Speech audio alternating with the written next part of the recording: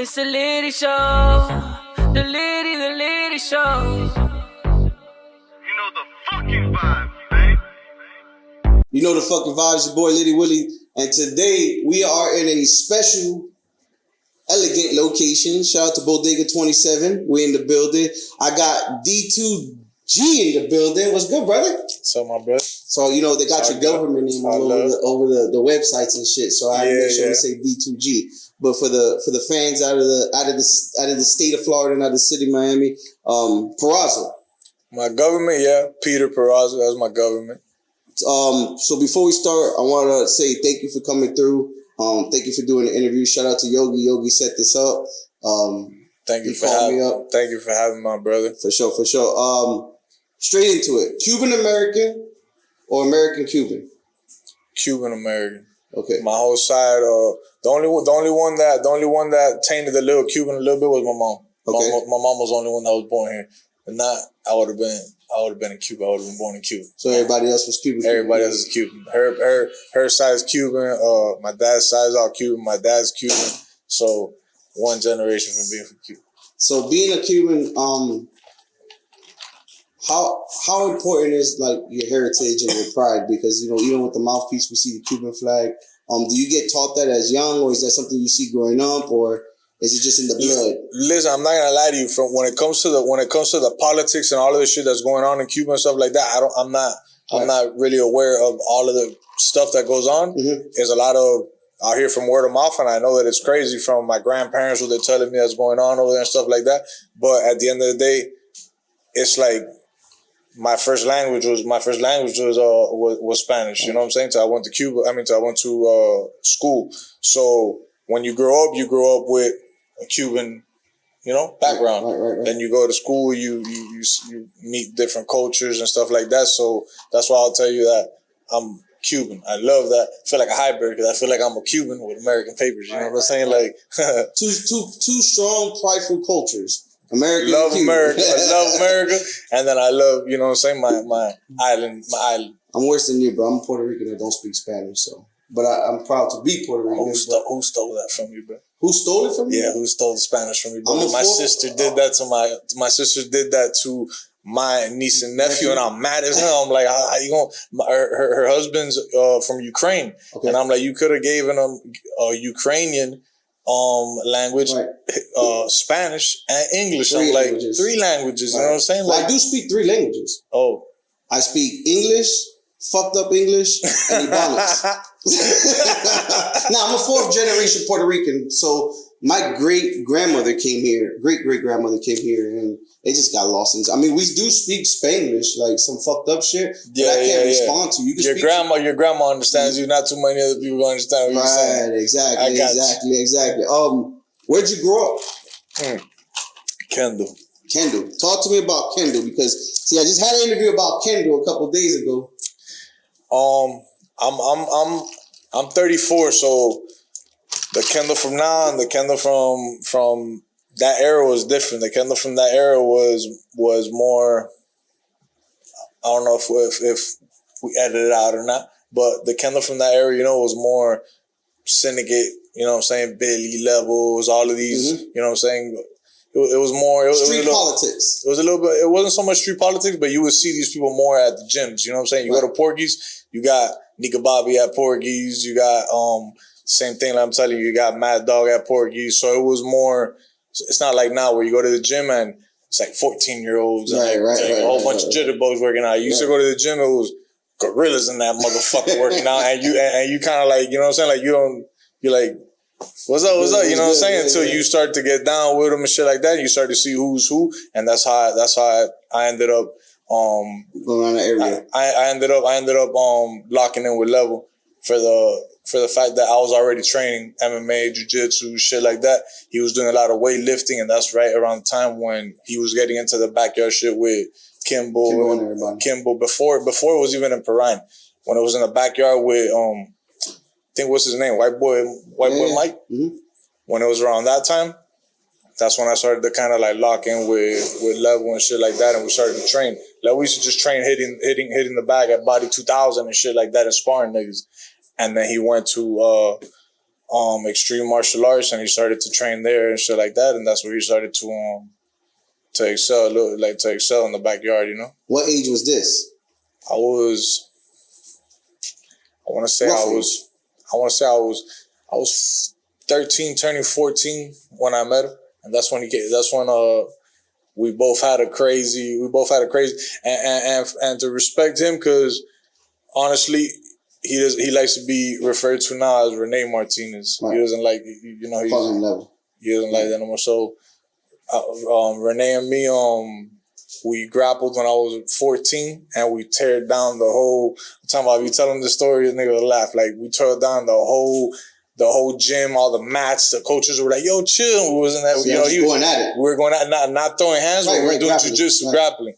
He was there with Twin. He was there with a whole bunch of people, and I was a little strong little dude, and he was just trying to muscle everything, mats falling and shit like that. And ever since then, we just locked in. We started training every day, you know. So that's my brother. That's my brother. I love him. This is 14-year-old you. Let's go a little younger. So you've always been somewhat of a mechanic, always messing with engines, quads, four-wheeler Banshees. That come from your dad being like a boat guy and my old boy.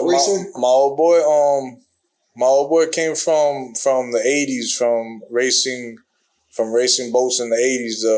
The Willie Falcone era. A little bit before that? 1993. A little bit after that, but okay. He did win the world in 1993. So if you look that back up, he won the World Cup in 1993. So yeah, I still got boats, 45-foot catamarans with 1350, 1150 blower motors on them and stuff like that. So that's just in the background and stuff like that, and I don't really put it out there. But yeah, like. So is that where your mechanic interest came from with the quads and stuff? No, he did his boat thing. He did all that with the race cars and all of that. And what started to happen was that there was an organization called APBA, and it started to kind of go down. And then he stopped racing boats, and we started fucking around with the little 4-wheelers and like the Banshees and stuff like that. Right. And this was really, really, I'm talking about, this is really, really early in the game, where Banshees still had the plastic, still had everything. We started to cut the plastics off because we realized you cut the plastics off, you get 5 miles an hour. You lower the bike a little bit, you get 2-3 miles an hour. Right. And then we started going places and stuff like that. We started like racing, and then we started getting to a point to where we were porting the motors and cutting heads, till it got to where it got today. That if anybody's like educated in that situation, you see they don't even look like Banshees no more. They just look like Terminator, like Terminator body, goddamn Transformer. Right. That when you get on that, you let go of the clutch, and at 660 feet, you're going 130 miles an hour. Have you rode one of those? What? I'm out. Yeah, I build them. I just keep that's like a whole other side. That's like a whole other side. But yeah, people need to know. There's a whole other side that I was thinking I'm gonna start doing for this fight. I'm gonna do a lot of content on that aspect, because those bikes got $40,000-$50,000. God damn. You buy a bike like that and it's $5,000, and you put 40-50 into them, and there's a big there's like a big coat behind that. They do it back. So I'm from Homestead. They do it in Homestead back in the Redlands on the Monkey Farm. Yeah, they do it in Monkey Farm. You been back there too? I raced a lot of Monkey Farm. The problem with that was that the police started to really impound your bikes and stuff like that. And then it started coming to a point where I tell you got $40,000-$50,000 on a bike, and the people from down here, at least, everybody knew each other, and the people from down here were, we'll race you for $300-$400, race for $500, and you got a bike that is worth so much. You're like, nah, it ain't worth it. So you go up north, and they don't play. Up north, bands. They don't play. Yeah. They'll tell you, hey, we'll bet the sky, and they will. They'll put $50,000. They'll put $50,000 up, and it'll be a $50,000 pot. So that's $100,000 on a Banshee race. You know what I'm saying? Yeah.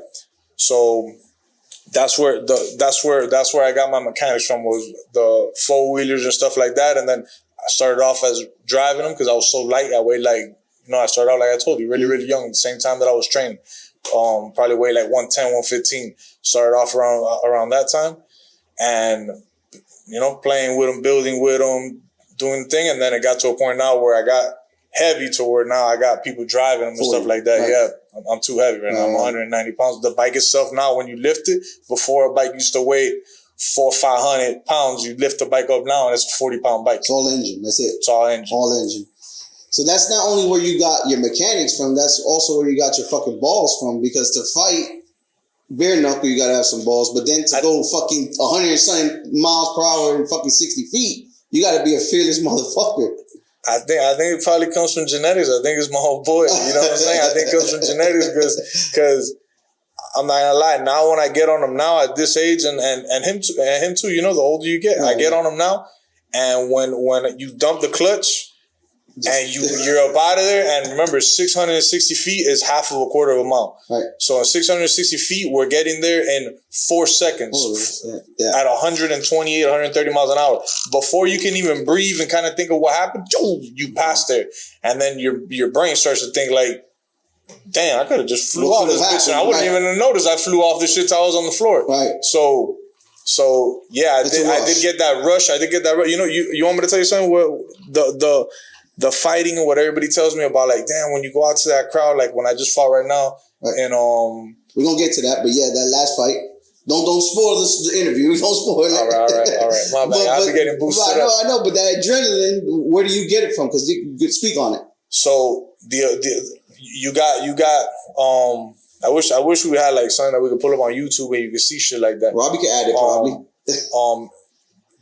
These races, since there's so much money, you come with a camp, and my camp will come with 30, 40 heads, because everybody's going to put $2,000, $3,000. Right. You come 30, 40 heads deep, and then every other camp, you got like 10, 12. The same thing as the fights. Mm-hmm. You got all these camps coming. The only thing is that the camp probably has like 10 fighters, four-wheelers and stuff like that. You got the 10 fighters, and then you got the 10 fighters, all their homeboys that want a side bet. Right. So you're coming with 50 heads.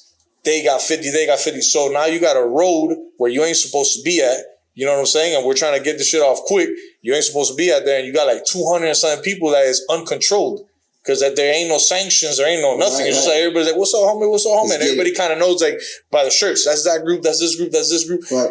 You're on the line, and you know you got people coming up to you telling you, hey, G, you got that? I put 5,000 on you, G, you got that? And you just got to block that shit out. You know what I'm saying? Block it out, and you got to pay attention because you got a light.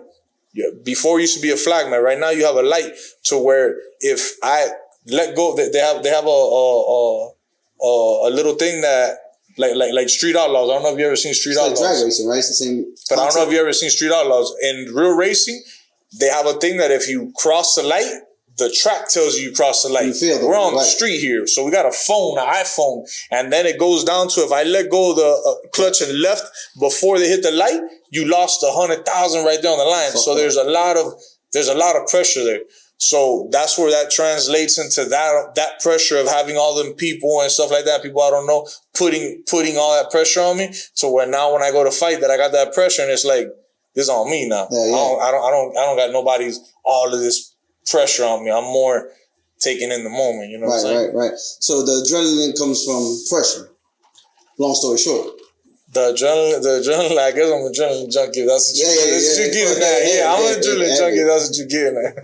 First drinking game, I'm gonna interrupt our interview real quick. First drinking game is, do you remember your first IG post that you have on IG? If you don't remember, you gotta take a shot. If you do remember and you call it out, I gotta take a shot. Oh, yeah. I probably don't, right? I don't, because it wasn't the same IG sign here. Got you. Shout out and RIP Old Trap Star. That was the first post that you got in the studio with Old Trap Star on your Instagram right now. Damn. Rest in peace. It's my little cousin. Let's drink some of that. Yeah, a little shot right now. You feel the first drink again. Yo, we're gonna get him lit today. Damn, yeah. It's actually related to the Trap Star. Yo, so tell me. That's why. I know. But tell me the story. That's my mom's. That's my mom's brother's. That's my mom's brother's son. So I seen him grow up as you know what I'm saying? Kid, yeah. I seen him grow up as a little kid, and it's the shit like that. Shit like that's crazy, bro. Because he was.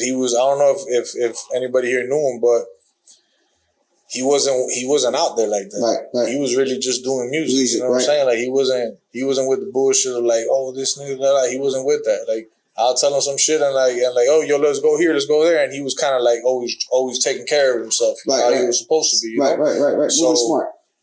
Yeah, so him being in the car in a situation like that, and that happening the way it happened, it sucks. It's not even something that's like. It wasn't meant for him. Knowing him and knowing it wasn't. Rest in peace, definitely. Take a shot real quick for that one. You failed the first drinking game though. But in the good way. You know why I feel that? Because I had an IG before this and shit like that, and I was like, that's my new game. So you're the second person that drinks to this. As a teen, as a young man, what was the biggest dream you had? The biggest dream that I had has always been just same thing that it is right now, bro. Has always just been being able to just do what I want to do. And to elaborate on that is just I seen my old boy, my brother over here, the same thing. He's seen his old boy.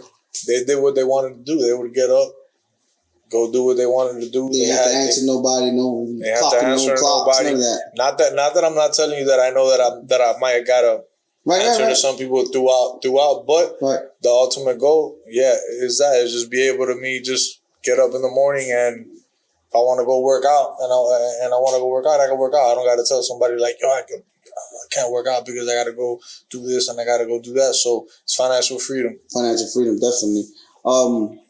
Most painful memory growing up as a youngin'?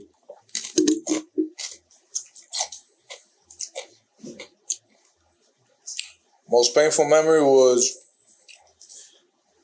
my homeboy that I got here that he died when I was. He died, I think, when I was 15, and we was all in the room together. It was a group of us. It was probably like 4 or 5 of us. We were all playing PlayStation, and he was supposed to sleep over, and the day after we were supposed to go on the boat, and we ended up I fell asleep. You know what I'm saying? I fell asleep. It was we were all just, but you gotta remember, all of my homeboys was like 4 or 5 years older than me. Mm-hmm. So, and my old boy's relatively young, and like I tell you, he's one of those. He can relate still. He relates to everybody, and everybody wants to fuck with him type shit. So, when I wake, they wake me up in the middle of the night, and they're like, "Yo, Carlos died," and I'm like, I knew I just wanted to sleep. His nigga was upstairs. You know, I mean, he was in the bunk bed with jitterbugs. We got bunk beds and shit like that. You know what I'm saying? Yeah. My old boy. So you see how my old boy was. I had a bunk bed in my room with me and my homeboys and shit that we do, and then I had the other side with another bunk bed so my homeboys could stay on that side type shit. You know what I'm saying? So it was like a crib full of homeboys, and at the end of the day, when I wasn't with two or three of my homeboys. My old boy was with 2 or 3 of my homeboys, just doing his own shit, vibing. Yeah. So that's that waking up to them telling me that he had left in the middle of the night, and he went to his crib because one of his shorties were hitting him up, and she wanted to chill, this and that. And he got on the street bike, Crow away, and somebody cut him off, and he fucking flew over the car and he hit the back of his head, and that was it. Rest in peace. The fighting, I guess, that came from, so you said you were doing jiu-jitsu when you met Martinez, and was that, where did the fighting, where did you want to learn how to fight? Where did you learn that you wanted to do jiu-jitsu, I should say, and all that? When did fighting become a passion? I've always had that. The first people that anybody who sees this podcast will know that Mike Cardoso and Efren Ruiz were the first.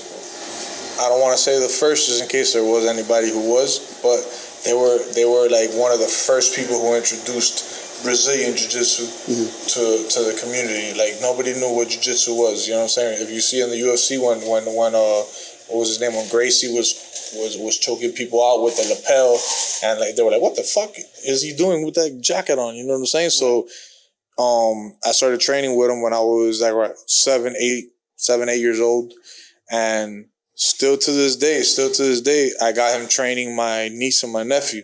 Oh, so you got to think about. I was 8 years old, so I can't even do that math. I'm 34 right now, and So I you've was been 8 fighting years old. for fucking forever. Forever, yeah. You could say forever. Forever when it came. But I had my ground game with him got very, very high level. And then what happened was that it started to become more as I got older. When I was in my 1920s, it started to trend a little bit because the UFC started to like really put out. It started to trend a little bit, and I started to gravitate a little bit towards another school called ATT because I went to ATT with one of my homeboys, and we started to throw hands and legs, and I had to keep taking the niggas down and choking them, and taking them down and choking them because I didn't have no stand up. You feel me? So you weren't boxing and fighting. No, I was doing pure jiu-jitsu. Wrestling and pure jiu-jitsu. Okay. So did you wrestle in high school? No, because the problem with wrestling in high school was that since I was a high level jiu-jitsu student, when I went to wrestle, everything that I knew that had to do with arteries and cutting circulation, you weren't allowed to do all that. It was pinning. So every time they would tell me you can't do that, I was like, what you mean I can't do that? You know, and it got to a point where I was like, nah, that's crazy. You're gonna take my game. Like I'll choke him right here. What you mean I can't? I don't care about pinning this. I don't care about pinning. I'm not Hulk Hogan. I'm not WCW in this motherfucker. You know what I'm saying? Right. So damn. So that would have been dope if you wrestled in high school because you had your experience. But I went to ATT. When I was 19. I went to ATT, and ATT is like a franchise, so they got boxing, wrestling, Muay Thai, everything together. They'll mix everything together. MMA.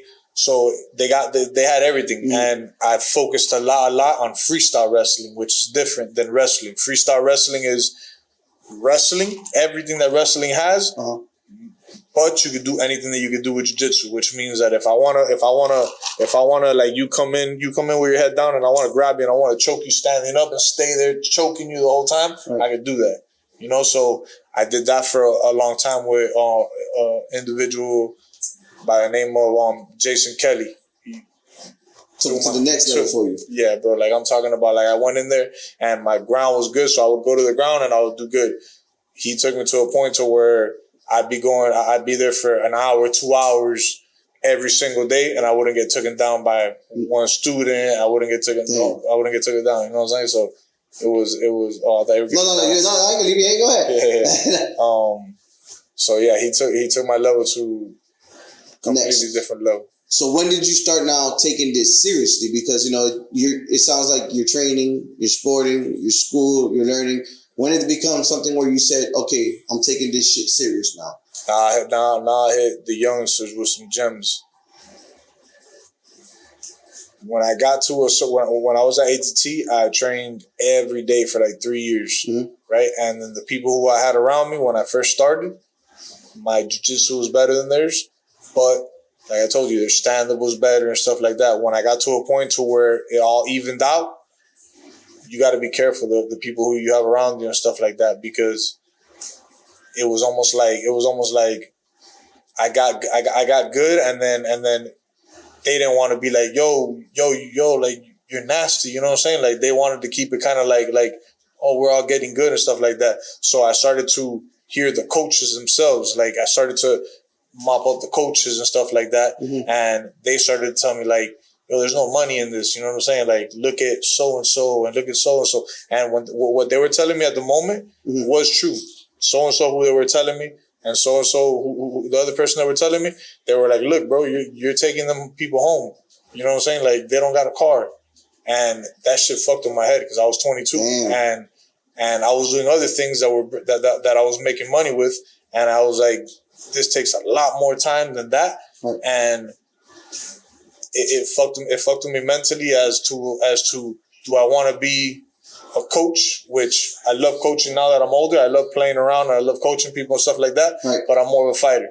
So it fucked my head up in the sense of like, I would have just stayed from when I was 21, 22, and I would have continued. I wouldn't have listened to nobody thinking of money, thinking about the money, and I would have just stopped because I love it. Because look, I'm 34 right now, and I'm still doing this. So I obviously have a lot of love for the sport. If I would have never listened to the money side of it, and I would have just done it because I loved it, I would have been at a higher level than what way higher level that I'm at right now. You know what I'm saying? And you say 34, so 34 in your sport, is that like on the older side or is that the average 34, side? 34, if you're looking at it in a boxing aspect, yeah.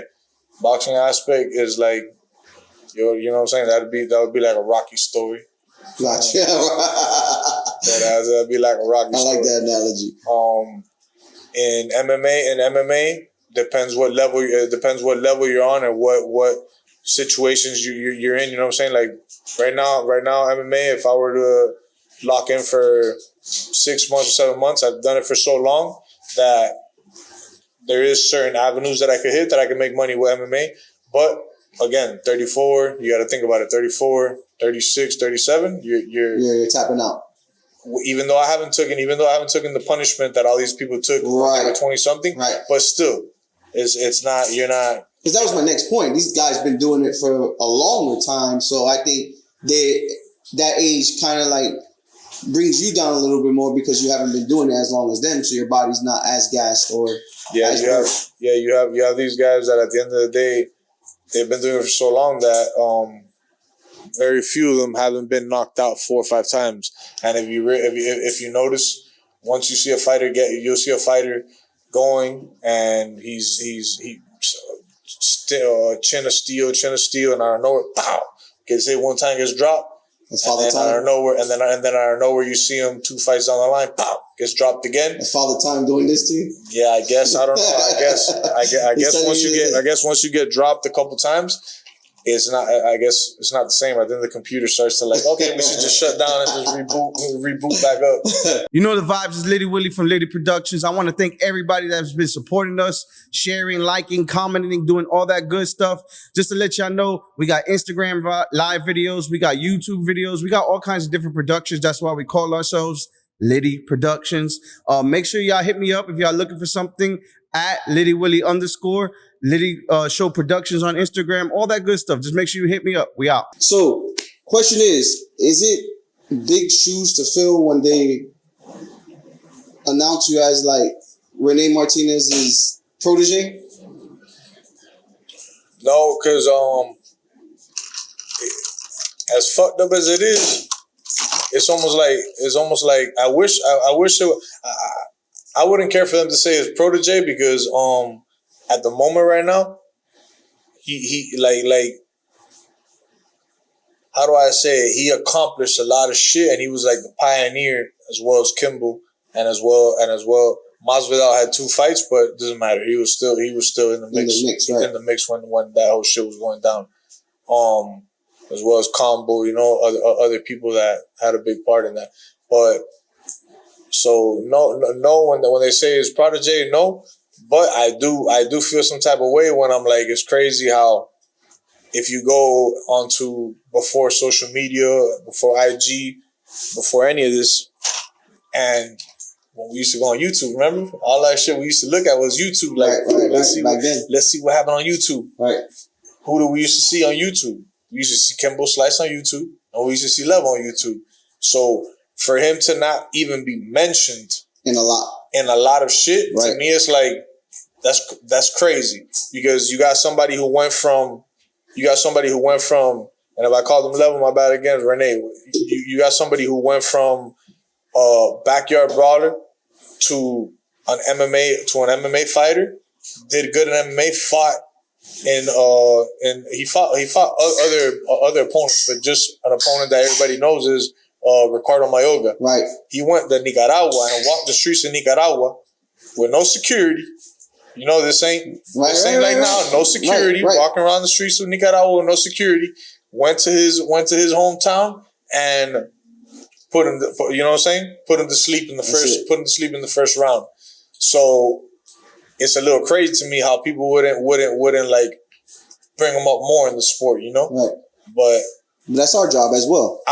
As soon as I get my platform and I start to be able to, because they don't want to. The next fight, I think I'm gonna have to fight for the mic. I'm gonna let me get that. You know, because I always be. You gotta have me there. Or yeah. I'm happy there. Yeah. We're going to be there, and I'm going to be the one. Fuck the commentators. I'm going to interview you as you're getting interviewed by them, and I'm going to scream in the background, make sure we talk about this, make sure we talk about that. Yeah, because I'm going to tell you something. When they give me that mic, I got a strong grip. Right. It's going to be hard for them to take that mic until I'm done talking what I'm talking. Because if you're trying to take it quickly, they're going to cut you. They're going to take it. They're going to try you like that, right? They're not that stupid. They're not that stupid. We're going to play the drinking game. This is the official drinking game. It's called, yeah. Get ready. It's called Overrated, Underrated. Let me just put it right here between us. Pause. I feel like it's gonna be a hard question. Who gave you these questions? Nah, so that I make the questions. I don't have no production team or nothing like that where people write my scripts. I do everything myself. So it's always gonna be overrated, underrated. Meaning, I'm gonna ask you red and blue. You're gonna tell me which one's overrated, or you're gonna tell me which one's underrated. If you say both of them are overrated or both of them are underrated, you got to take a shot. So the way you don't take a shot basically is answering the question. And how do and who determines who's right and who's wrong? There is no right or wrong answer. If you don't want to answer the question, you got to take a shot. Oh, okay. You ready? Okay, so he's putting you on the spot. Yeah, exactly. I got you. So first one, Conor McGregor, Dustin Poirier. Which one's overrated? Which one's underrated? Overrated? Uh-huh. Dustin Poirier, because Conor McGregor is not overrated. That man did what he did. Right? Proper 12. We have a proper 12. I had to drink the proper 12. Yeah, I drink that. Yeah. For sure. Okay. He did what he did. Easy answer. Okay. Nate Diaz or Masvidal? Which one's overrated? Which one's underrated? Dang, it's hard. If you don't want to answer, you got to take a shot. I'll take a shot. You got one. Wasn't that hard? See? I'll take a shot on that. It's not full shots needed. We just take I'll those take a shot on that one. Can I elaborate a little bit why I take a shot? Please do. Yes, we need content. Because I'm gonna elaborate because at the end of the day, like I told you, Masvidal is cut from that cloth. You're talking about he was in the backyard when he was a little jitterbug and he was fighting like people who was running the city. Right. And he was pulling up to that bitch ready to go. You know what I'm saying? And then Nate, Nate is gangster. Nate is Nate. Nate is Nate. You can't, you know what I'm saying? Like, I can't tell you Nate ain't this and Nate ain't that. He's ready to bang 24 whenever. So I respect that. Even though he don't like, he be with that whole Miami shit and all that, I don't care. I think that's just for clicks, bro. I think that's for the internet. I don't think he really feels like that. I'll take it. Floyd Mayweather or Manny Pacquiao? Which one's overrated? Which one's underrated? Pacquiao. He's what? He's overrated. And Floyd Mayweather's underrated. Okay. Yeah, he never lost. Got you. Jay-Z, Lil Wayne. Which one's overrated? You giving me goats, bro. Huh? Well, that's part of the game. That's why you got to drink or answer the question on camera. And this don't get deleted either. Overrated. Jay-Z, Lil Wayne was on every single thing you could put out when I was growing up. There wasn't one song that Lil Wayne wasn't on that they didn't want him featured on the song, that he wasn't coming out on the song, and he put on top of that, he put Drake on, he put a whole bunch of other people on that still to this day are on the game. Got you. Next one, you ready? Kendrick, Drake. Which one's overrated? Which one's underrated? Kendrick or Drake? Yeah.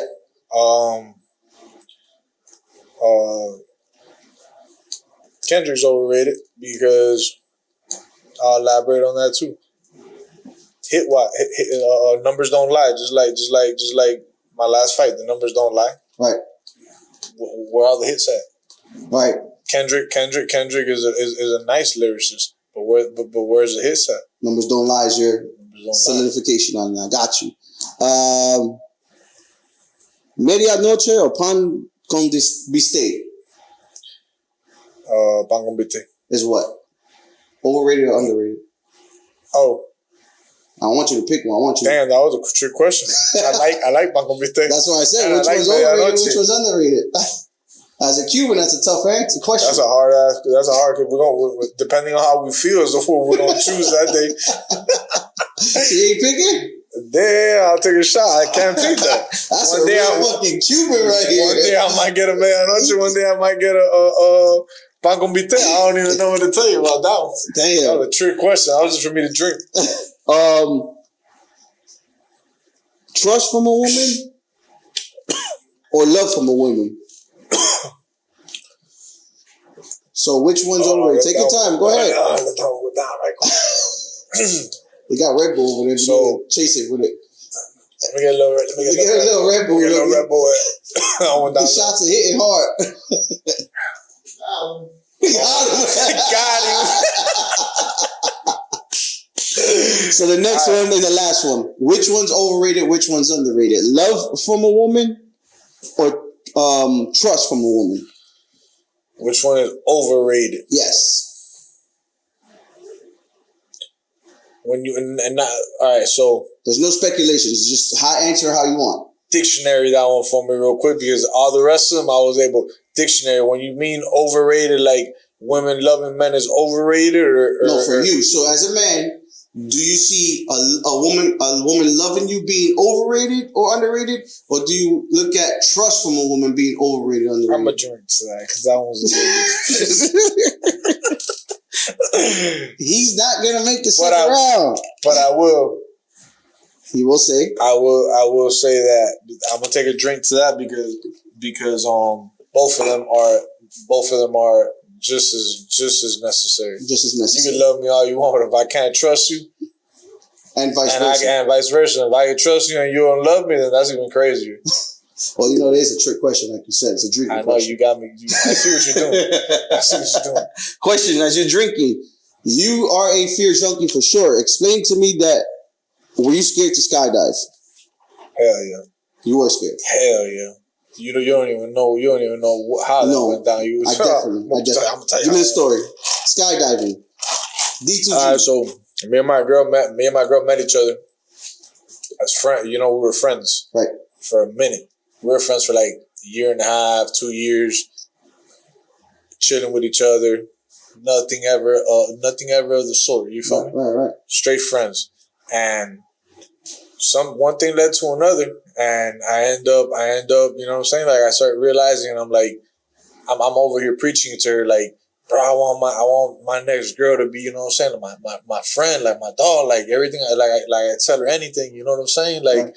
Like, and they ain't out here. And then one day I'm just sitting back smoking and I'm like, I be telling this girl everything. You know what I'm saying? I'm like, you found out the one you're talking about is right in front of you. Yeah, I'm like, I be telling her everything. You know what I'm saying? So it leads me to look at her differently. I wasn't looking at her that way, so it leads me to look at her differently.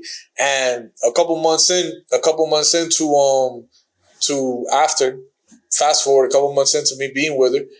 She's one of those that she's real. Like if you say like, oh no, I don't want to do this or I don't want to do that, she'll pick up on that and she'll be like, oh, I'm gonna make him want to do that, you know. And my biggest fear was heights. Oh shit! When I tell you that skydiving and your fucking biggest. I'm gonna tell you something. When I was a little jitterbug, my old girl took me to I think it's still one of these malls. It might be the mall in if it wasn't around, it might be that mall that was right there by US 1 that has that escalator that's real high and you go up the escalator and it's really. You from Miami? Which one's that one?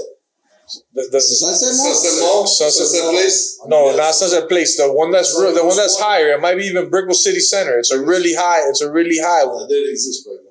Yeah. It's probably Sunset because he's talking about Sunset is really slanted. It was one that was really high, and I remember I got on there and I was talking to her, and that was one of the first times that I realized that I had a phobia because I was up there and out of nowhere, from one minute to the other, I said, legs gave out. I started grabbing all the shit that wasn't even there. I started grabbing myself, and I was like, "Hey!" I'm like, "Mom!" I'm like, "How high is this shit going?" And when I looked, and everybody was there, I said, "Oh!" And I hit the deck. I hit the deck on her. You got down? I hit the deck. On her, and she was like, "Yo, what the fuck?" She was like, "Get up," you know. And I was like, you know, like I can't move. You're stuck. I was stuck. And then when the thing went off and I got up, I was like, "Yo, what the hell?" I was like, she was like, "What the fuck wrong with you?" I'm like, "Scared of heights." I was like, I couldn't even breathe when I was up there. And then my head, the whole time we were shopping, I was like, how the fuck am I gonna go down? Same way you got up. Yeah, no, but she didn't know that. She was in there like, I'm buying that. And my head was The like, whole time you how am I thinking gonna get about down? how to get back down. So that was the first time that I realized that I was fucking terrified of heights. So talk to me how you get on a fucking plane to jump off of a plane. How you do that? So this is what happens Did your when legs you in work? that puppy love, and I'm over here. I got this right here is the Hill Time of Doom, Fearless. I got lions on me. I got all this type of shit on me. You know what I'm saying? I'm telling you straight, like, I ain't scared of nothing. Yeah, right. You know what I'm saying?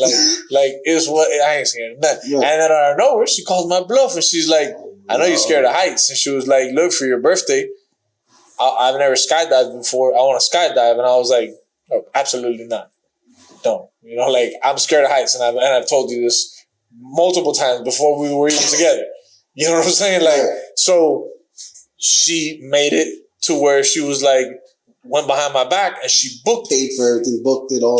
all that. You know, Shorty's a boss. And that's another thing that we haven't even got to. You know, Shorty's a boss. Right. You know what I'm saying? I don't got nothing to do with that. That's self-made. Right. So she books everything, and I don't know nothing. And then all her little homegirls are like, they're laughing at when the day's coming up, and they're telling me, you know, they're like, yo, what would you have to do, like, if you had to jump out of an airplane? And I'm like, I don't know. I'll never be in that situation because I don't even be flying.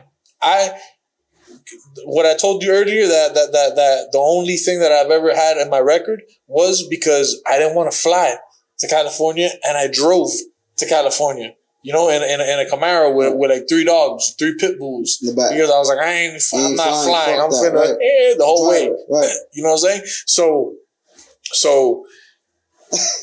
time comes and she tells me like on the 7th, like, listen, like I'm gonna cast out the hat.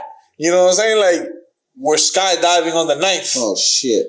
Now I don't know where I'm like, well, I am not skydiving, nothing. You better get your money back. This and that, whatever. And she starts hitting me with the like, yo, like everybody does it, like for real, like you're not gonna face your fears, and like that's something, and like, and out of nowhere she was like, bro, you should get that tattoo removed. You're not fearless. If you were fearless, she called you out like that, bro? She was like, if you were fearless means that you're not scared. And I was like, I looked at her and I was like, I'll jump off that motherfucking plane. I'll jump off that motherfucking plane and have one of these Johnny Knoxville niggas grab me with no parachute. Yeah, I was like, fuck, you gonna try me like that? She was like the OG, and she made you to the crash dummy. She was like, you gonna go rob the store? Yeah. You gonna go rob the store? Yeah, I'm gonna go rob the store. I don't give a fuck. So she made you crash out. She made me crash out. You know the vibes is Litty Willie from Litty Productions. I want to thank everybody that's been supporting us, sharing, liking, commenting, doing all that good stuff. Just to let y'all know, we got Instagram live videos, we got YouTube videos, we got all kinds of different productions. That's why we call ourselves Litty Productions. Make sure y'all hit me up if y'all looking for something at Litty Willie _ Litty Show Productions on Instagram, all that good stuff. Just make sure you hit me up. We out. So you got on the plane. She got you to get on the plane. Yeah. You're going up on the plane. As you're getting up in the sky, what are you thinking in your head? Before I got on the plane, we skipped a little bit. Before I got on the plane, we went to, it was on the homestead. It was a homestead. Yeah, I know what you're talking about. Yeah, the skydiving. I went there and I was still like, if I really want to, I'll buck on this shit. Yeah. You know what I'm saying? Like, she ain't gonna tell me I'll buck, and I'll be like, nah, it ain't worth it. You know what I'm saying?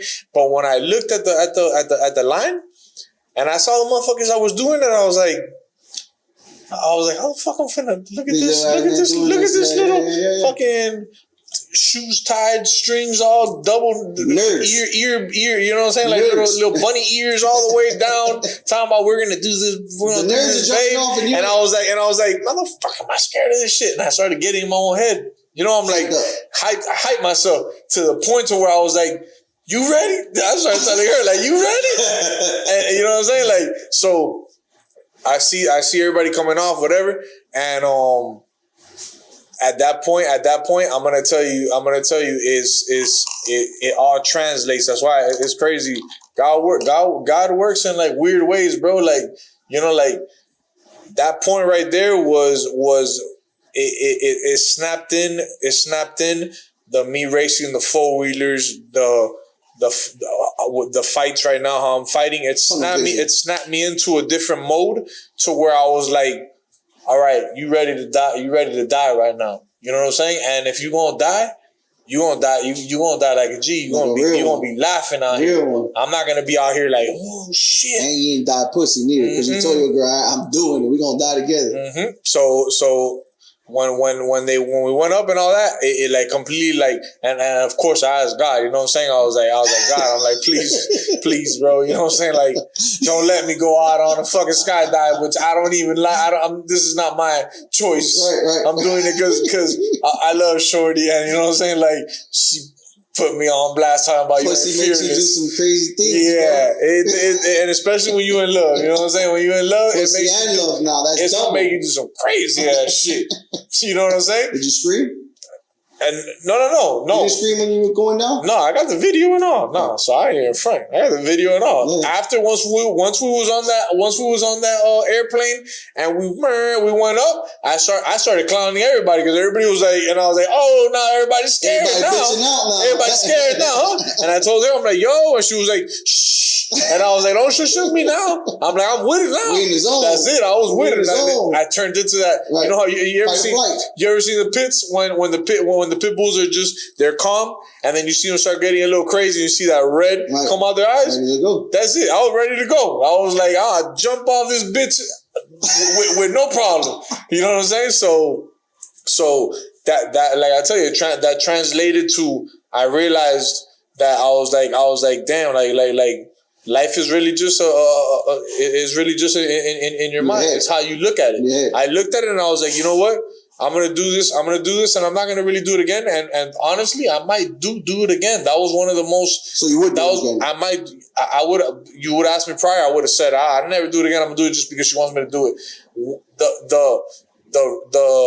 The feeling that you got when I was up there flying and I was looking at all the things, it made everything look so.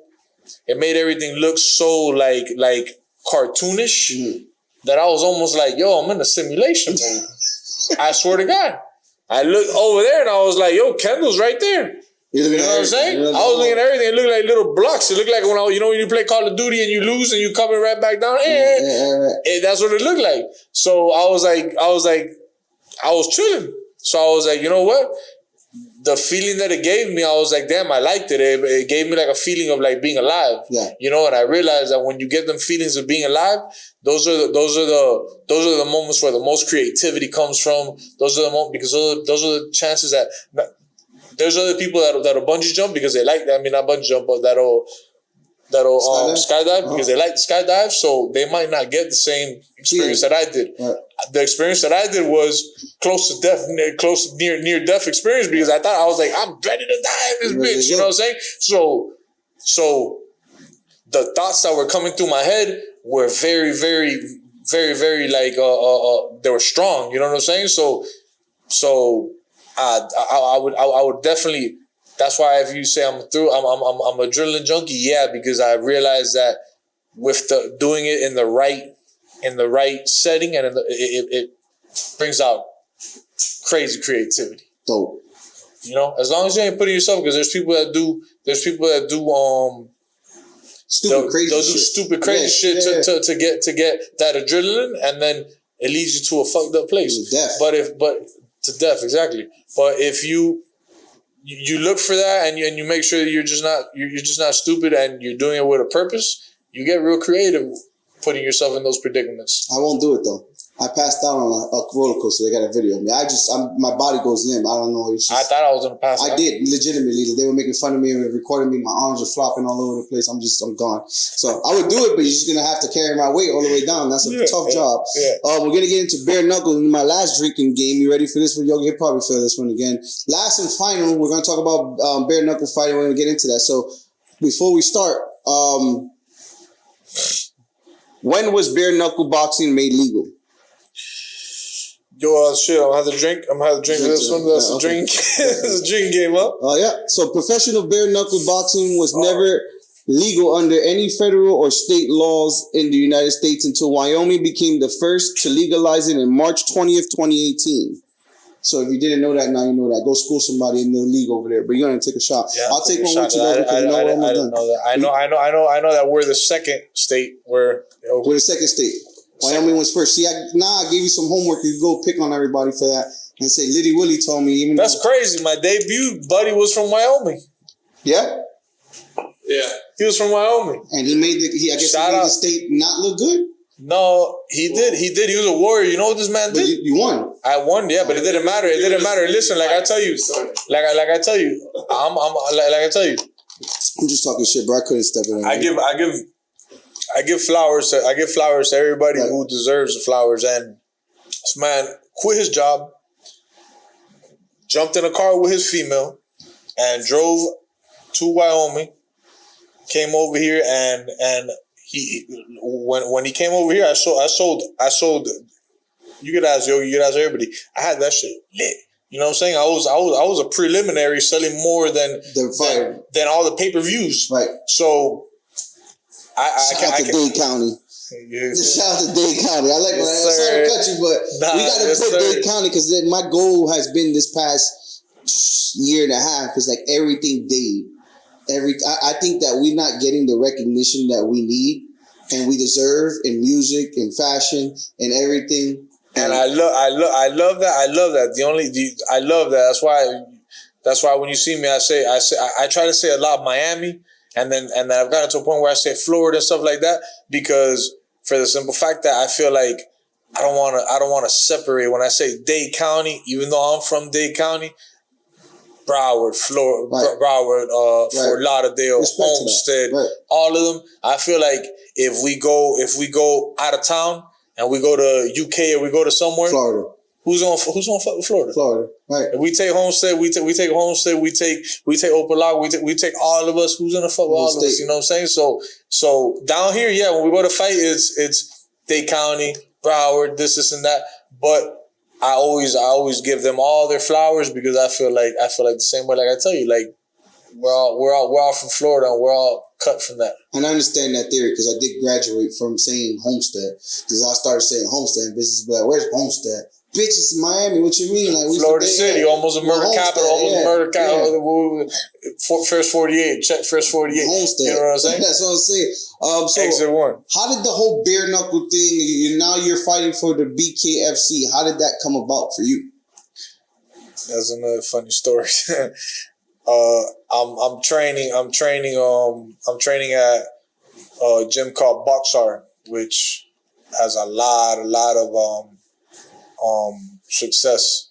They built a lot of success in a short period of time. They were on Brick 115th. Have you heard of that gym? No. Boxar? No. Well, at the moment you got Benavides. His name is Mateo. What's his last name? Mateo is the owner. Mateo's the owner.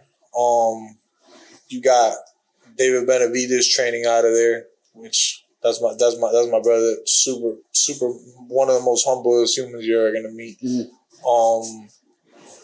Mayweather jumps in from time to time. You see TMT on the things. So it's a talent. It's a talent hub. Yeah, but this started from I lived before me and my girl bought a house in Kendall. Mm-hmm. We lived on 15 in Biscayne, and right there under us was Elevation. They had a part of Elevation. I heard of Elevation. I heard of that. Well, they had the back part of Elevation, and that's where they were doing their thing. Okay. And it was regular, you know what I'm saying? Like we were there, and what ended up happening was that Hector Lombard, I don't know if you know who Hector Lombard is. Hector Lombard, Bellator ran through the Bellator first round knockouts, everybody on the first round, you know, and what ended up happening was that I was there training, and Hector comes up to me one day. He knows me. He kind of knew me from other schools and stuff like that, but we never really. The BKFC was new, so the BKFC was never really in his mind or nothing like that. And when he saw me training, he was like, hey, have you done any MMA fights or this and that? And I was like, oh man, like they're talking about paying $500 for an MMA fight. You know what I'm saying? Like look what I'm driving outside. Like that's lunch money, right? Yeah, I was like, I'm not gonna. And then MMA is like you're getting kneed, you're getting elbowed, you're getting all this type of shit. Like it's like no, not worth that it. makes no sense. Right. And then there's another thing. BKFC pays good, but the exposure on that platform, Right. because you're looking at blood. You know what I'm saying? Yeah, Like, it's full combat. looking at blood. Sparring shit. That's a let's go outside. You know how like oh what'd you say? Let's go outside real quick. Right. Both y'all coming back inside, knotted up, bleeding. You know, UFC. You might can go a whole fight and grab with somebody, and I love the UFC. Don't get me wrong, because I came from that. Right. But it's two totally different monsters. Like this little cut that I told you, and all of these were things that you didn't even see. He hit me, bop, he tapped me, boom, boom, I'm cut. You know what I'm saying? So how that happened was that Hector stepped to me. He was like, "Look, I'm real plugged in with the BKFC. It's a new sport. They fight bare knuckle, this and that." When he told me, I was like, "That sounds crazy." He's like, "Let's go out to eat." Like I told you, we're in Biscayne. Right. So he's like, "Let's go out to eat right there in one of these restaurants." I think we went to what was the restaurant called?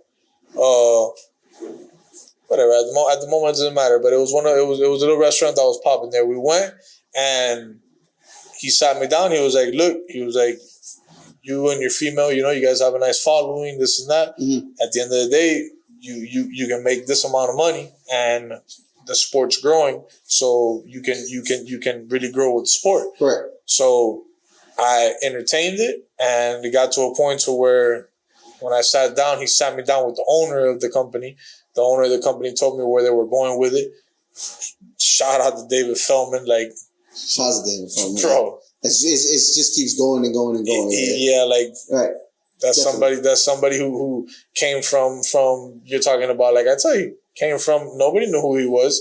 Now you're talking about he got Conor McGregor wanting to you know what I'm saying? Joe Rogan's podcast talking about it. Joe Rogan, exactly. You know what I'm saying? So all respect to David Feldman. And another thing, you know what I love about him, he really cares about his fighters. I've had dinner with David Feldman over 6-7 times. So it's a personal thing that you can have. He just really cares.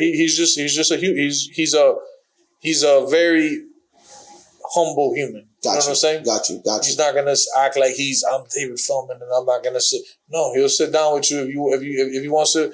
Hey, I want you to hear something out from me. He'll sit down with you and he'll eat dinner with you, whatever, and pay for the dinner. Hell yeah! So you're welterweight. You're at welterweight right now, right or wrong? Yeah, no, correct. I'm at welterweight. I'm at welterweight because Explain to people, because some people don't even know what welterweight is 165.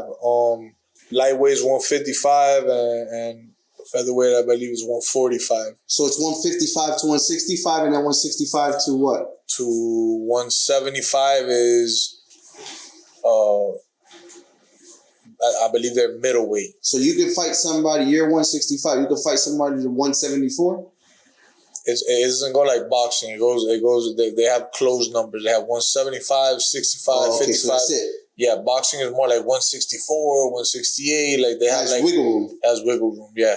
So, I don't plan to ever go up to 175 because you got dudes that are cutting down. If you're a 175er, you're cutting down from 205, and if you're 205, you're 6'2", 6'1". Right. And the night of the fight, look, for instance, the night that I fight Manya, I weighed in at 162 the day prior, and I had probably a little bit more than 24 hours to weigh in.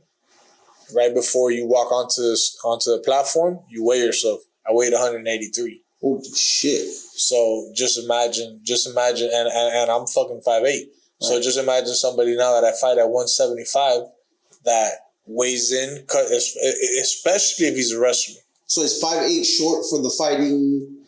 5'8" short for 165. I'm gonna go down on weight. Okay. I'm doing that now for the fact that I was out for 3 years and I didn't want. And my first fight, I had a big problem with the weight cut because I was heavy into lifting weights, and the coach at that time. I had 7 weeks. We go back to the whole how I got into the BKFC. Hector hit me up, told me, "Hey, I can get you into the BKFC without having to go through any of these hula hoops, of having to do amateurs. You already have your amateurs. I could put you straight into a card right now, and a big card, a card that I'm fighting in. Right. And I told him, let's go 100. And he was like, but you got to make 155. I was weighing 190. So now help me with this, because now I want to talk about diets and weight loss. Now, how do you go from that to that in 7 weeks? Now I'm starting to learn that. What I did there was I ate fish once a day, and I was running like at the beginning I was running 4 or 5 miles, and for the first 4 weeks, since it was a lot of like water weight and like a little bit of fat that I had, Right. I dropped down like 15 pounds easily. 15. So you had 1 meal a day, which was fish, and that was it. I had salmon, asparagus, and a cup of rice. And that was your only meal for the day. And at nighttime I would eat like a little cookie bar, like, you know, right, what I'm saying, like a bar or something like that to hold me down. But it was because it was either take that route or take 5 amateur prospect fights to cut. to then I would have to fight 5 amateur prospects at the BKFC. I already had my amateur. Also, they were just to put you in, so said, "Fuck." I already had my amateur pedigree, so I was able to get in. But if you, but at that point, Hector was real, Right, you know, he was real plugged right. in with everybody. So he was like, "Yo, look, I vouch for him. I train with him. He's good." And it was 7 weeks you had to cut that? I had a little more. I had 9, but why I had 7 is because I had 9, and what ended up happening was that we went to a gym, and in the gym that we were in, I didn't have the problem. Somebody else had the problem, and I was signed to that person, and we left that gym, and then it was like 2 weeks until we found the gym. And by the time that we found the gym, the coach was like, "Listen, you got 7 weeks. I can't teach you nothing in 7 weeks." You know, he's like, "I can't teach you nothing. I could get you into shape." And he was like, and you're relatively heavy for the weight that they want you to fight in. So I took the risk, and honestly, the risk paid off.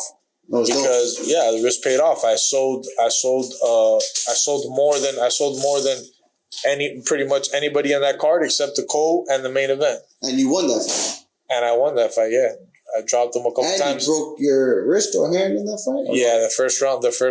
I just didn't want to. I didn't want to like be like, "Oh, I broke my hand" or something like that. But you did. This is not from this fight. That's from that fight. So what's wrong with?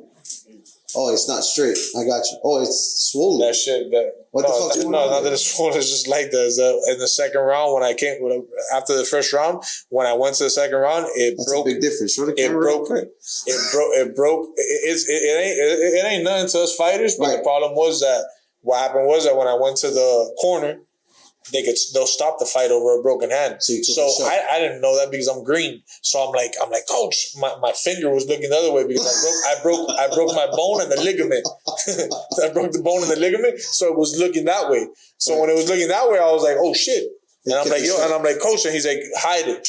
And I was like, "Oh Lord," I'm like, "Hide this shit." I'm like, "This shit looks crazy." I'm over here looking at it like, "Damn, this shit looks crazy." Boom! I forgot about it. So it didn't hinder my performance. So I wasn't gonna be there and be like, "Oh shit, I had a broken hand in my first." But everybody did. I did. But that had nothing to do with. It had nothing to do with nothing. It had to do with that I cut from 190 pounds to one. I was supposed to cut to 155. I went so crazy running and shit like that I cut to 153. And the night of the fight, when I jumped onto the thing before I went to the platform, I weighed 154, which means that I had a terrible weight cut. Because right now, this weight cut, if you see, I weighed 162 and I weighed 183 when I jumped into the weight, when I jumped into the scale. So I felt good, you know? The only thing that I felt was the ring rust and, of course, the not sparring for 6 weeks. Something happened in the camp that I was in. There was a lot of people fighting for belts. There was a lot of money involved and stuff like that. And I'm hard-headed.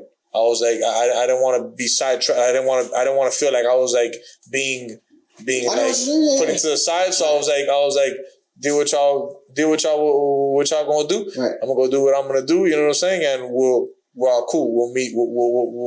we'll meet again. You know what I'm saying? So talking about the second fight, and like I said, Yogi set me up with this interview. Shout out to Yogi. But before he called me about the interview, me and my girl were watching the Gallo fight, and I didn't know about you, so I'm watching it, and I'm watching you specifically. And I'm listening to the stats and shit, how this dude got A, B, C, D, E, and F. Like, he did this, he did that. He's 30 and something, blah, blah, blah. And then I see you fighting, and I'm like, because I'm already like, Dade, fuck it. I don't know who you are, but I heard he's from Dade County, so fuck it. Shit, we want him to win tonight, like, fuck it. And I'm watching, I'm saying, he don't fucking fall. And then you give me inspiration, because, short fellas, you 5'8", but I'm 5'3". Somewhere in that level, I'm like, yeah, this short motherfucker ain't losing. Like, that's what I said. So me and her were watching, I'm like, who the fuck is he? Like, look at this motherfucker, like a pit bull in this movie. Like, he don't fall. So talk to me about that fight. So what happened was what I elaborated earlier was that I'm in a good camp. Theater has a lot of champions. Like, regardless of how I personally feel about the fighters, you got Louis Baboon, which came up under Theater, which fought 8-9 times in the BKFC and was undefeated. You know what I'm saying? Like, he's one of those that defended his title 8 times. Right. You know what I'm saying? Right. Got the 155 title, then went up to 165. Defended that shit all the way through. He just lost right now against Austin Trout, but when you look at who he lost against Austin Trout. Correct. Who fought Canelo. Right, and that's what a lot of people, I guess, don't understand. It's like they see, I guess, on a surface level, you lost, but then like a person that's not paying attention is like who you lost against. Who you lost to. You know what I'm saying? It's like you could lose to a great, but I lost to Mike Tyson. Exactly. You know the vibes is Litty Willie from Litty Productions. I want to thank everybody that's been supporting us, sharing, liking, commenting, doing all that good stuff. Just to let y'all know, we got Instagram live videos, we got YouTube videos, we got all kinds of different productions. That's why we call ourselves Litty Productions.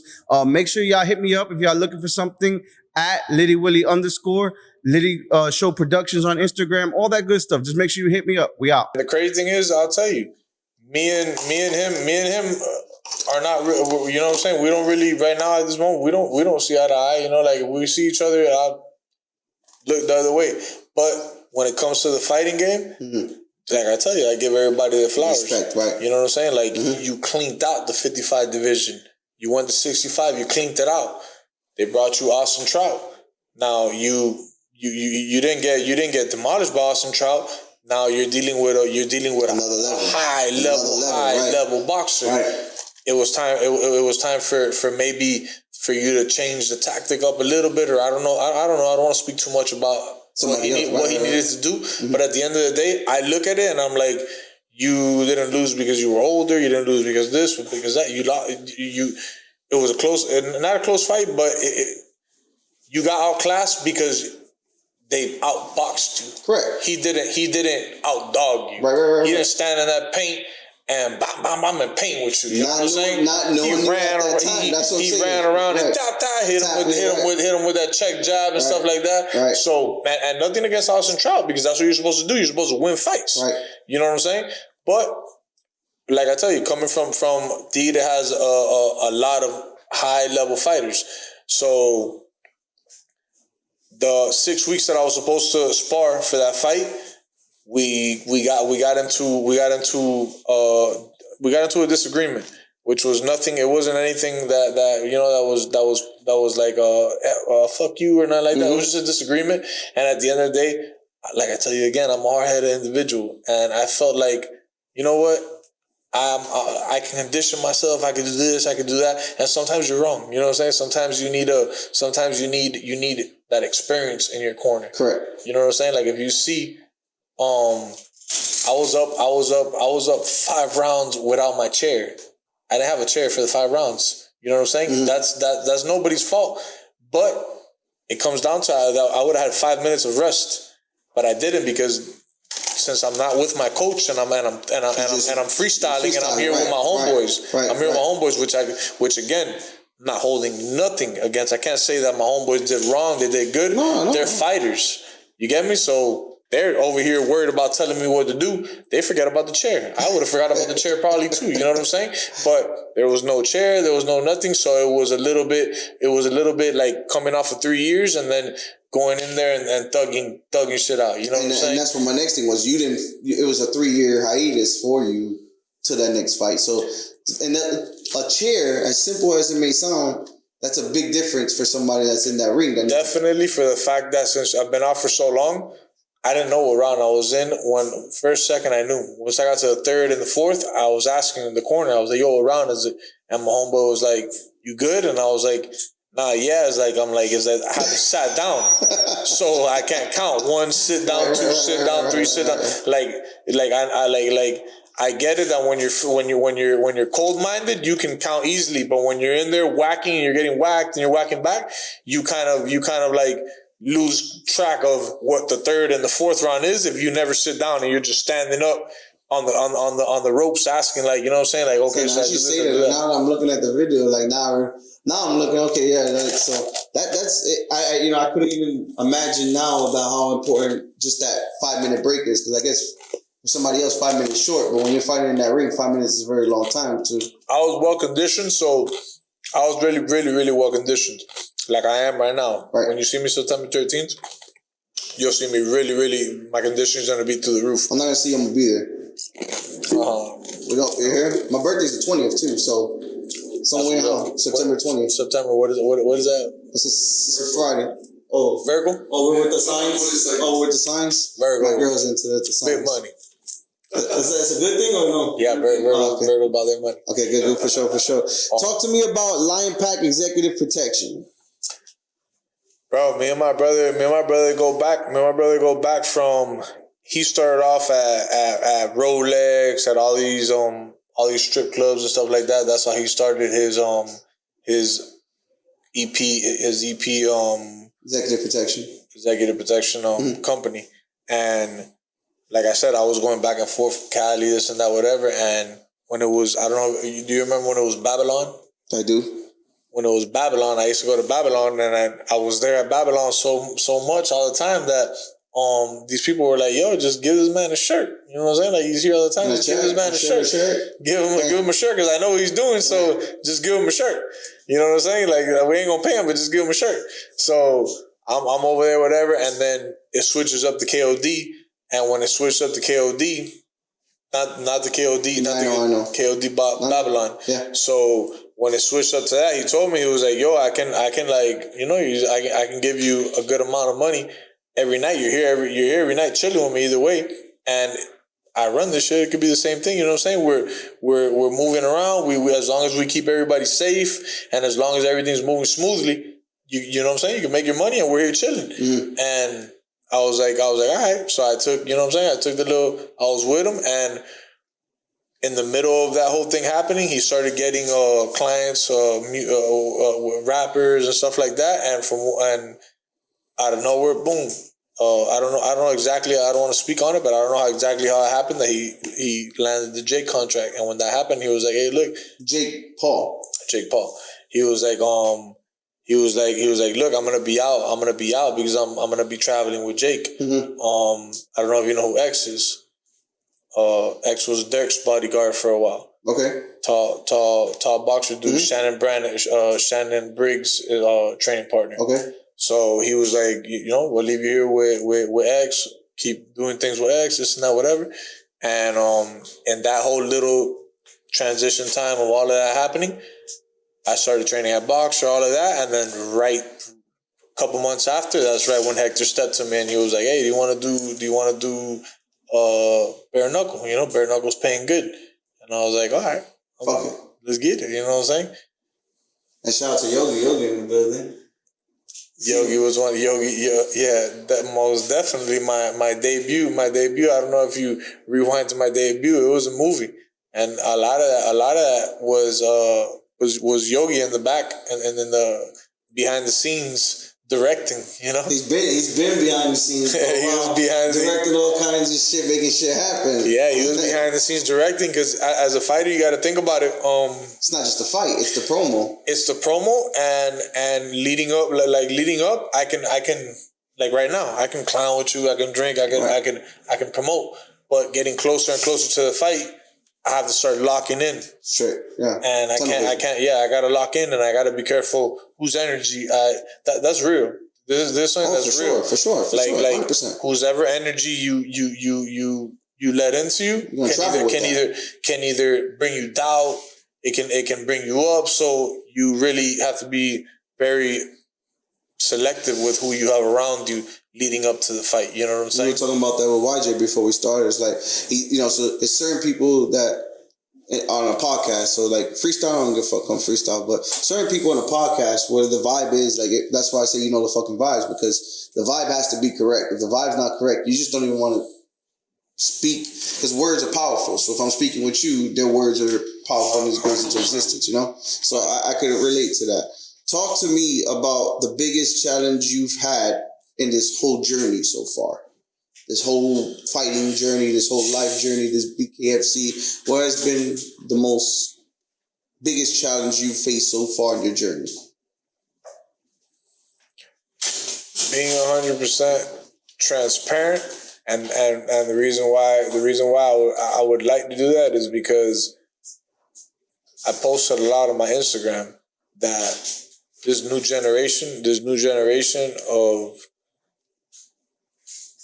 trolls, being on drugs and trolling, and you got, like, let's say right now, like me right now, let's say me, I'm 34, so you got somebody who's 20, in their early 20s, 22s. I'm not gonna sit here and be like, they look up to me. But I'm going to sit here and tell you, because I remember when I was 21, 22, I didn't look up. Not that I didn't look up to nobody, but I would see certain people and I'll be like, I like how he moves. You know what I'm saying? Right. So I would say like the messages that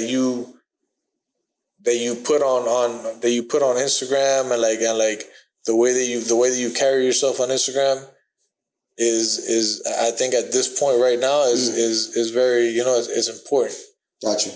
Because it can be life changing. It can be life changing for certain individuals that can go this way and they'll go that way for a simple, just because I might not even really think that way, but I'm just doing it because for the gram to think that way. You've turned into now an influential person, so you're thinking more different now. Without realizing it. Correct. I learned it too. Closing and moving forward, I want to ask you two people, and we're closing out with a couple more questions, so let's make this one quick. You might have to take a shot to it if you don't want to answer it. Two different categories.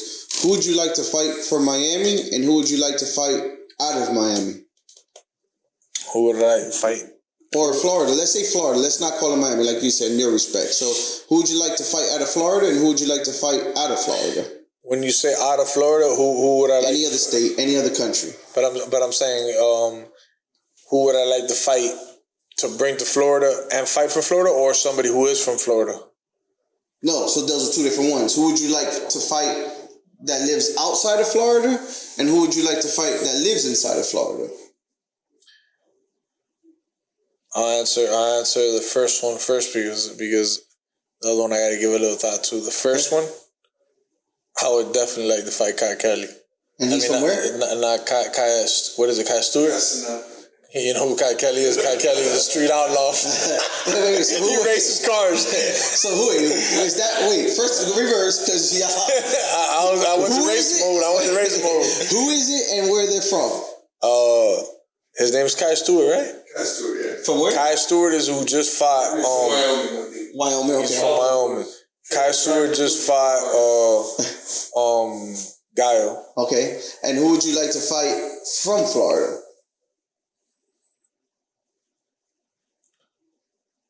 That fight, because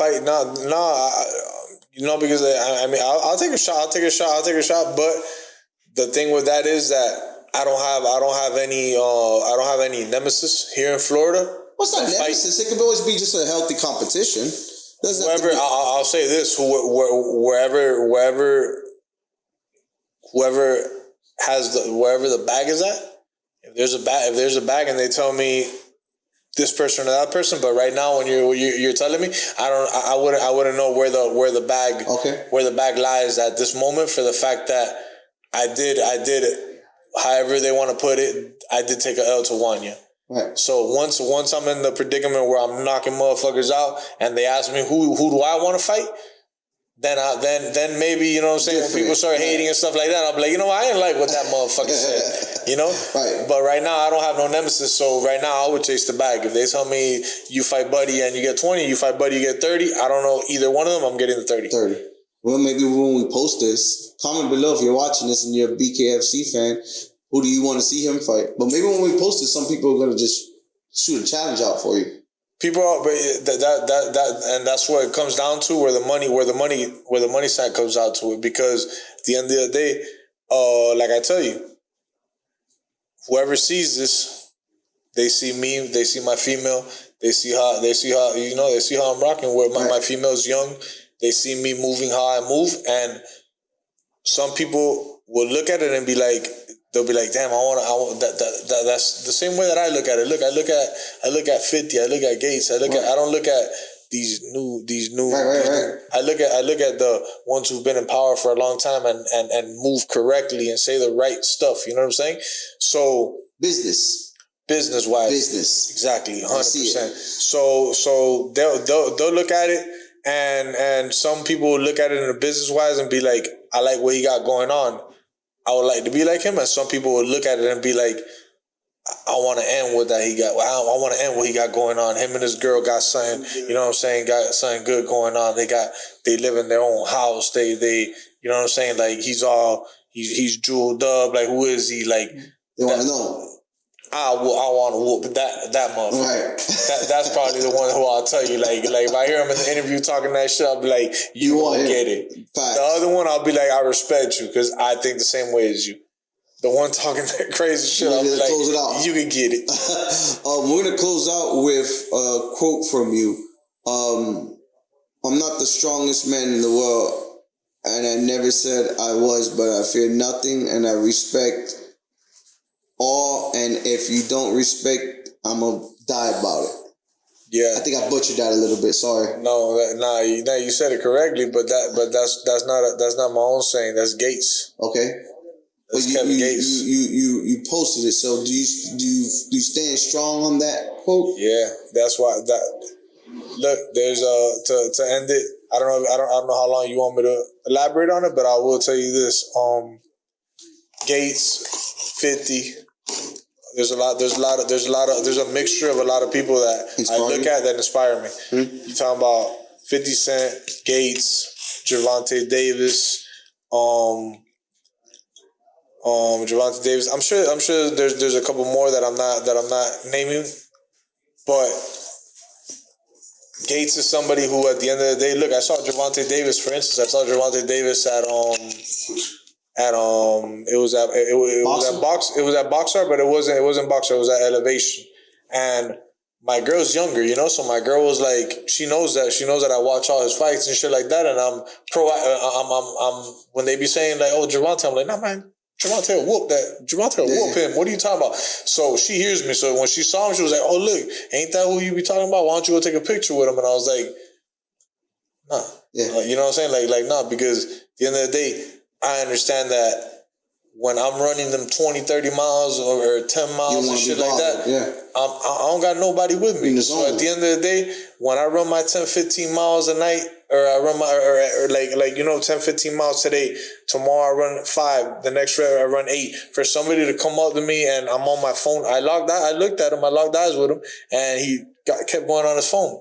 You got to respect that man, you know what I'm saying? He's putting in all the work. He's working. What am I to go over there and be like a groupie and be like, hey, bro, I respect what you got? Nah. I looked. If he would have looked, I would have gave him his flowers. I would have been like, you know what I'm saying? I respect what you got going on. Gates is another one. Gates is the way he moves. I love the way he moves. But if I see Gates in the studio, I'm not a rapper. If I were to see him in the studio, then I'd give him his flowers. But Gates is another one. If I see him wherever we're at, if he's not if he's in the studio, I give him his flowers in the studio. Right. If we're in my ring where it has to be, we're in the BKFC. Right. I'll make him feel like, hey, damn, you're here. Oh, what's good? But anywhere outside of that situation, I'm not a groupie, and I know that at the end of the day, he won't respect anybody who's a groupie, just like I won't either. You know what I'm saying? Like, it's for respect. So I'll look at him if he locks eyes. I'm gonna I fuck with what you fuck with, but I'm gonna keep it pushing. Gotcha. 50's another one. You know what I'm saying? And shout out to 50 because it's another business, man. We're gonna finish off right now. I want you to finish with a shot, Yogi. Come over here and take a shot with us. How you know I'm finna? How you know? You the one shot, Yogi. You gotta finish. Who's gonna take a shot? Willie gonna take a shot? No shot. Robbie gonna take a shot. YJ. Robbie gonna take a shot. All right. I want to finish off with this shot. I want to tell you right here. This you. I want to tell you thank you for coming on the show. Thank you for doing what you're doing. Like I said before, even Yogi asked me for this interview. I was watching hype as fuck, saying, you know, that's Dade County repping right there. That's the short dudes repping right there. That's the beast repping right there. I'm very excited to see what you got coming. You said September 13th is your next fight. Who you fighting? At the Hard Rock. Hasn't been said yet. Yeah, no, I do, but I'm not gonna put his name out there just in case, just because a lot of these guys, they say yes and then changes when out. they start doing their homework and shit like that, they're like, after they watch this interview. Before we close out, I want to where can the people find you, your social media, your fights? Make sure they can know where to see your fights at and all that. My Instagram is Dirt to Gold. Dirt_2_gold. And the fights is you gotta go to the BKFC app, because just like the UFC and other platforms, they're not really giving too many out for free. Right. So I mean, honestly, the prelims, I think you see the prelims for free. Prelims are free, yes. Yeah, the prelims are free. But you get the BKFC app and you can see the whole from beginning to end, and you can fast forward, and go back and forth and all that. Helps you too. What's your numbers? If they download the app and watch your fights. Yeah. And I'm a BKFC proactive. You know what I'm saying? I love that company. We need that. You know the vibes. We out. It's the Litty Show. The Litty Show.